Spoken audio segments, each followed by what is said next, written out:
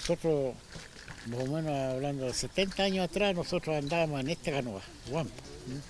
En ese usábamos nosotros, la embarcación que teníamos para pasar a Puerto Domínguez, o a otro lado allá en Yaquepuye, toda esa parte.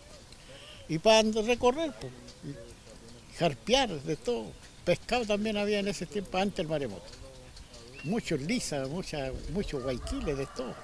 Se casaba con lanza, pero con este guampo. Obviamente la idea que estamos mostrando ahora es el tema de las canoas, de poder ofrecerlo como un producto en este caso y poder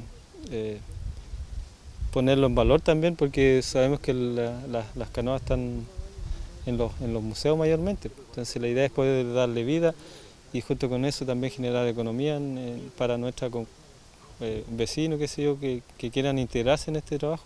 Junto a Eliseo y Moisés Huentén podemos apreciar un trabajo de varios años relacionados al turismo indígena, algo que estamos muy empeñados en poder seguir promoviendo.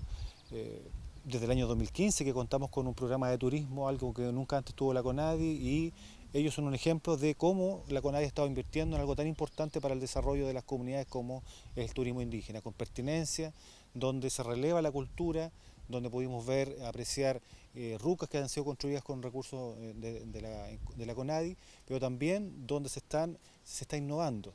¿En qué sentido? Acá, por ejemplo, Eliseo Huentén está implementando ahora lo que es el guampo, que es una forma tradicional de transportarse en el agua y que estaría también disponible para que turistas de distintas partes del país y del mundo puedan conocerlo.